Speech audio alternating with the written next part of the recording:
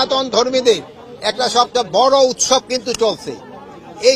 এই উৎসবটাকে যেন আমরা শান্তিপূর্ণভাবে করার জন্য আমরা সব ধরনের প্রস্তুতি নিচ্ছি।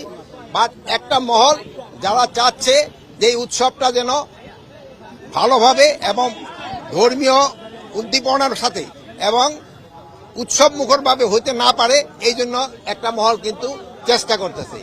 এই একটা মহলে কিন্তু এই খাগড়াছড়িতে এই ঘটনাটা ঘটার চেষ্টা। স্বরাষ্ট্র উপদেষ্টা, আমরা জানছি যে পার্শ্ববর্তী দেশ থেকে তাদেরকে অস্ত্র দেওয়া হচ্ছে, টাকা দিয়ে যোগান দেওয়া হচ্ছে এবং দীর্ঘদিন ধরে তাদের এই পরিকল্পনা।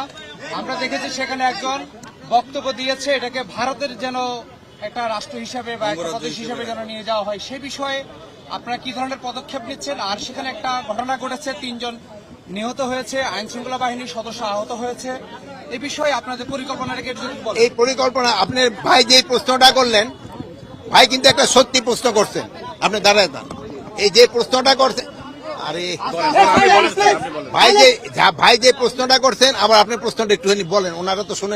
যে ভারতের ইন্ধনে বা ফ্যাসিস্টদের ইন্ধনে এই ঘটনাটা ঘটাচ্ছে, তা আমরা এটা যেন ঘটাতে না পারে এই জন্য আমরা আমাদের সর্বাত্মক ব্যবস্থা নিচ্ছি। এবং আমাদের যে উপদেষ্টা মানে প্রদীপ ভাই, আবার পার্বত্য চট্টগ্রামের যে উপদেষ্টা, উনি ওই জায়গায় আছেন, উনি এই জিনিসটাও দেখতেছেন। উনি আইন শৃঙ্খলা বাহিনী এবং লোকাল লিডারদের সাথে কথা বলছেন। এখন পরিস্থিতি মোটামুটি সন্তোষজনক অবস্থায় আছে। তো আপনারা জানেন কিছু সন্ত্রাসী পাহাড়ের উপরে থেকে তারা ফায়ার করছে এবং এই হাতিয়ারগুলি অনেক সময় বাইরে থেকে আসছে, যেটা আপনি ভাই বললেন। আমি অবশ্য দেশের নাম বলতে চাই না, আমার সাংবাদিক ভাই দেশের নামটা বলে দিচ্ছে।